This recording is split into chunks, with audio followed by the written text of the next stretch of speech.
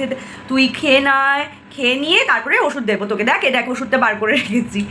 তো এমন করে বলতো, আর বকাও দিত। আমার মা কিন্তু বকতো না, আমার মার কাছে আমি একদমই বকা খাই।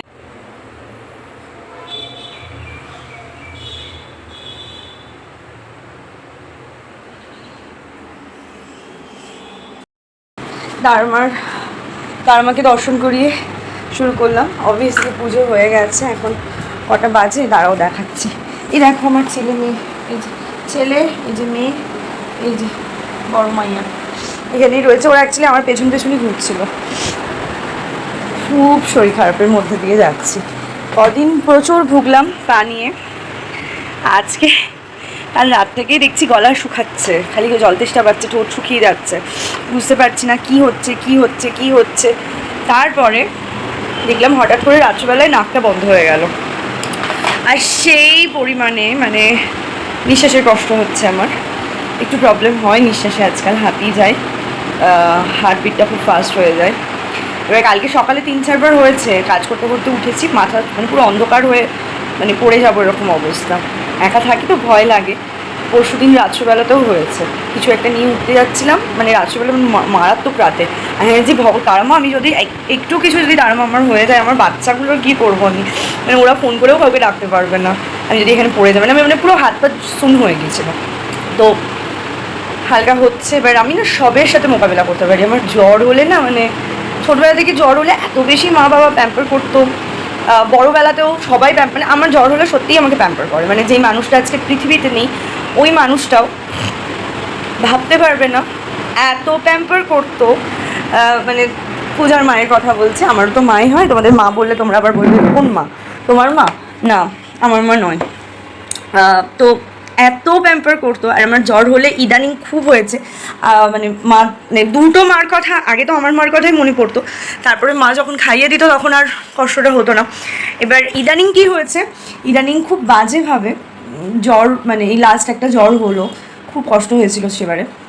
তখন না মানে প্যাথেটিকভাবে আমার মনে পড়ছিল মার কথা, মানে পূজার মার কথা বলছি, বড় মা আমার, মানে বড় মার কথা এত মনে পড়েছে আমি তোমাদের বলে বুঝতে পারবো না। জ্বর হলে দুপুরবেলায় খেয়ে নে, ওটা তো রেগুলার ডিউটি ছিল, বিকজ আমি খেতাম না, ওই জন্য মানে খেতে দেরি করতাম, 4টে 5টা 6টা করে ফেলতাম, ওই কারণে হাঁপিয়ে যাচ্ছে। তার মধ্যে আমাকে মানে এইভাবে বলতো যে খেয়ে নে। এবার আমার পুজো করতে করতেও অনেক দেরি হতো, ঘুম থেকেই তখন কত দেরি করে উঠতাম, বাবা মহারানী আমি, ঘুম থেকেই 12:30 1টার সময় উঠতাম ঘুম থেকে। হ্যাঁ, এটা আলাদা বিষয় যে আমি ঘুমাতে যেতাম সকাল 6টা, যেটা আমি এখন আর যাই না।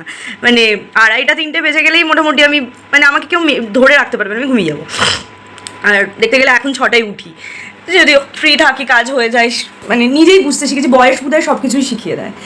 তো যেটা বলছিলাম যে মানে আমাকে খেয়ে নে করতে, আর জ্বর হলেই আমার মনে পড়ে আমাকে খাবার নিয়ে তো থালাটা নিয়ে আয়। পায়ে ব্যথা হতো তো, হাঁটুতে ব্যথা হতো, এখন আমারও হাঁটুতে ব্যথা হচ্ছে, তো হাঁটুতে ব্যথা হতো, তো এসে যে খাবারের থালাটা বেড়ে আমাকে খাওয়াবে সেটা পারতো না, বলতো খাবারটা বেড়ে এখানে আমার কাছে নিয়ে আয়। তো আমি নিয়ে যেতাম, ছোটো একটা নীল রঙের টুল আছে, ওই টুলটার মধ্যে বলতো এখানে রাখ, দিয়ে নিজে বড় খাট থেকে ছোটো খাটে আসতো, এসে বসতো। এবার এই হাতটা না ফ্রোডেম শোল্ডারের জন্য তুলতে পারতো না, তো আমাকে বলতো এইদিকে বস, এইদিকে বসে এইভাবে খাওয়াবে। তো আমাকে বলতো এইদিকে, মানে উল্টো দিকে বসাতো, বসিয়ে এইটুকু করে তুলে এইভাবে খাওয়াতো। আর আমার তখন জ্বর, মানে এক্সট্রিম জ্বর, পূজা বাড়িতে নেই, বপু পিটুরা বেরিয়ে গেছে, ছোটো বৌদিও ওপরে হয়তো, সবে বেচারা সারাদিন কাজ করে হয়তো শুয়েছে, তো লাইক এরকম ব্যাপার। মা লিটারেলি আমাকে খাইয়ে দিত, আমি এত মিস করি ওই খাইয়ে দেওয়াটা। মানে আমার মায়ের পর আমাকে আমার বড়মা ওইভাবে, মানে জ্বর হলে জানতো যে খাবিয়ে না, প্রত্যেকটা কাজের লোককে জিজ্ঞেস করতো খেয়েছে রে, দেখ তো খাবার রয়েছে কিনা টেবিলে, খাইনি তো, ফ্রিজে খাবার ঢোকায়নি, তার মানে খাবার পড়ে রয়েছে, তার মানে খাইনি, খেলো না তো। ও তো এরকমই করে, ও কেন খাচ্ছে না, তারপরে কাজের লোককে দিয়ে বলে পাঠাতো আমার ঘরে, ওকে বল খাবারের থালা নিয়ে আসতে। মানে আমি না পারছি, আমি গিয়ে ঘ্যান করতাম, মা আমার ভালো লাগছে না খেতে, তুই খেয়ে নিয়ে তারপরে ওষুধ দেবো তোকে, দেখ ওষুধটা বার করে রেখেছি। তো এমন করে বলতো, আর বকাও দিত। আমার মা কিন্তু বকতো না, আমার মার কাছে আমি একদমই বকা খাই না, কিন্তু আমার বড় মার কাছে আমি হিউজ বকা খেয়েছি, মার খেয়েছি, মানে এই বয়সে চিরুনি ছুঁয়ে মার খেয়েছি, ভাবতে পারো। মানে এই কথাগুলো মনে পড়েও না কত, মানে হয়, কষ্ট হয়, সবসময়ই হয়। 5 মাস না দেখে থাকা, এই পেনটা কাউকে বলে বোঝানো যাবে না আর চাইলেও। কিন্তু না, আমি অ্যাকচুয়ালি নিজের মাইন্ডকে আমি না মানে বেশি ডেপথে চলে গেলে আমার শরীর খারাপ হয়, আমার প্যানিক অ্যাটাক হয়। তো আমি অত ভাবি না, আমি সবসময় ভাবি যে আমি এ বাড়িতে আছি, ও বাড়িতে মা আছে, তো ও বাড়িতে তো আছে। আর আমার সাথে না ফোনে কথা হতো না, মানে আমাকে ফোন করতে পারতো না। তো আমার সাথে ফোনে কথা বলার জন্য গোপাই বা পূজা এদের কারোর সাথে থ্রু কথা হতো। কেন হতো না, ওই কল আমার নামটা বলে যে কল বলবে, ওটা বললে নাকি সিরি শুনতো না, সেই জন্য খুব রেগে যেত, সিরিকে খুব গালাগালও করতো। তো শরীরটা খারাপ হয়েছে বলে, মানে এইরকম শরীর খারাপ হলে কি বলি, মা আমার ভালো লাগছে না, আজ থেকে আর তোমার ঘরে আসবো না, আমার জ্বর জ্বর ভাব লাগছে, তোমার জ্বর হয়ে যাবে, সবাই আমাকে বকা দেবে, পূজা আমাকে মারবে, তো কিচ্ছু হবে না আমার, তুই আসবি না মানে, এরকম করে বকতো। আর বাচ্চাদের জন্য আমি খাটলেই আমাকে তখন বলতো, এই তোর শুরু হয়ে গেল তো কাজ, এই তুই কর, ওই কর, তুই ওই কর, ওদের পেছনে খাটবি, তারপরে আরও শরীর খারাপ হবে, একটু একটু রেস্ট নিতে পারে না, এরকম করে বলতো আমাকে। মিস করি, খুব মিস করি, সেটাই স্বাভাবিক। কিন্তু নিজের মাইন্ডকে বুঝিয়ে রাখি যে ও বাড়িতে তো মা আছে, মানে আমি লিটারালি ওইভাবে কথাও বলি, মানে ওই ওই যে ছিল এই কথাটা আমার আসে না, মানে সবসময় মা তো এটাই করে, মা তো এটাই বলে, মানে সিকিউরিটি গার্ড যে আছে সে যদি মানে বাদরামও করে, আমি তখন বলি যে মাকে বলবো এক্ষুনি, মা মানে আমি এরকম হয়, তার আমার প্রসাদের জন্য আমি বলি মাঝে মাঝে পূজাকে ফোনে যে মাকে একটু বলবি রে আমার জন্য পূজা তার আমার ভোগ পাঠাতে, আমি এইভাবে কথা বলি। আমার মানে ঠাকুরের ঘি শেষ হয়ে গেলে মাকে আমি মাঝে মাঝে বলতাম, মা তোমার কাছে এক্সট্রা ঘি আছে, যদি থাকতো দিত, যদি না থাকতো তাহলে আমি কিনতাম।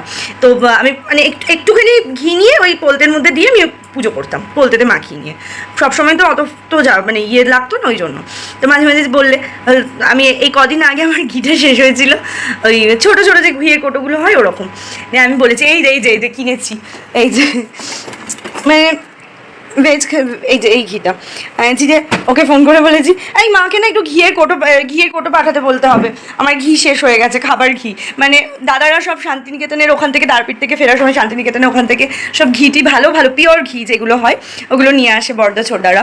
তো মা সবসময় নিচেও একটা থাকতো, মানে সবাইকে একটা, মায়ের জন্য একটা দুটো এরকম করে রাখা থাকতো, তো ওই ঘিগুলো খেয়ে অভ্যস্ত। আমি তাই মানে ফ্লুয়েন্সে বলেছে আমার ঘি শেষ হয়ে গেছে, মাকে বলতে হবে, মাকে বলো কি আমার জন্য যেন ঘি পাঠিয়ে দেয়, হ্যাঁ এমনি করে বলেছি। তখন তারপরেই রিয়েলাইজ করছি যে কিছু করে গেছি, তারপরে দেখলাম যে ব্লিঙ্কিতে এই ঘিটা এলো।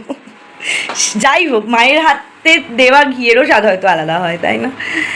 তো ইয়েস, অনেক স্মৃতি, এই টপিকে কথা বললে মানে সারাদিনই হতে থাকে, শাড়ি নিয়ে, এটা নিয়ে, ওটা নিয়ে। আর আমি না সবসময় বিদ্যুৎ কাকাকে নিয়ে খালি পিন মারতাম, মানে আমাদের যে সিকিউরিটি গার্ড ছিল, খালি আমি বলতাম দেখেছো মা পেছনের গলিতে সারাদিন জল, আর অ্যাকচুয়ালিও তাই করতো, মানে আমাদের তারামার যে মন্দিরের পেছনে যে গলিটা, ওখানটাতেও সারাদিন থাকে, ওকে ফোন করে মরে গেলে ওকে পাওয়া যায় না, তো মা ফোন করতো, আর কানে আবার কালা, সেটা আবার স্বীকার করবে না, তুই কানে কালা তুই স্বীকার কর, সেটাও করতো না। আমি কি বলতাম, দেখলে মা ফোনটা তুলছে না, কানে কালা স্বীকার করবে না, পেছনে আছে মা, পেছনে আছে, আমি ডেকেছি, চিৎকার করে ডেকেছি, কী করছে, আর আসলেই বিদ্যুৎকে, হ্যাঁ তুমি ফোন তুলতে পারো না, কানের মেশিন তোমায় বলেছি, তুমি কিছুতেই কথা শোনে না, তোমার পেছনে গিয়ে আমি চিৎকার করবো। ও মানে খুব বিয়ে হতো, লোকটা একটু ছিল ওরকম বকা খাওয়ারই মতন, তার মধ্যে আমি আবার গিয়ে বলতাম মা দেখেছো ফোনটাও তুলছে না, শুনতে পাচ্ছে না তো ফোন তুলবে কী করে, আমি ইচ্ছে করে গিয়ে বলতাম ওরকম। চলো হাসি কান্না মিলিয়ে অনেক কথা বলে ফেলাম, কিসের জন্য যে ফোনটা তুলেছিলাম, কী যে মানে বলবো ভাবলাম, কোথা থেকে কী কথাই চলে গেল, কত বড় ভিডিও হয়ে গেল।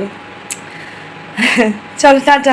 ও আমি আজকে অনেক কিছু রান্না করছি, এখানে দেখতে পাচ্ছ এটা আমি একটা রাইস বানাবো, যেটা মাই কাইন্ড অফ রাইস হবে, মানে আমার মতন করে রাইসটা হবে, পনির দিয়ে করব, ভেজিস থাকবে, পনির থাকবে, আর সব দিয়ে করব পনির, ভেজিটেবলসের মধ্যে শুধু গাজরই দেবো, আর কিছু দেবো না, বিট নেই তাই জন্য, এই বিনস নেই তাই জন্য, পনির দেবো আর গাজর দেবো দিয়ে করব রাইসটা, ভেজ রাইস হবে, তার মধ্যে অনেক কিছু তেল দিয়েছি, একটু করে কেওড়া জল, একটু গোলাপ জল দিয়েছি, একটু নুন দিয়েছি, এরকম করে করেছি। কি সুন্দর হাওয়া দিচ্ছে দেখো, সুন্দর হাওয়া দিচ্ছে, এই রে অনেকক্ষণ গুচি বুড়িকে অ্যাটেনশন দেওয়া হয়নি গো। চলো আমি যাই, তোমরা সবাই ভালো থেকো।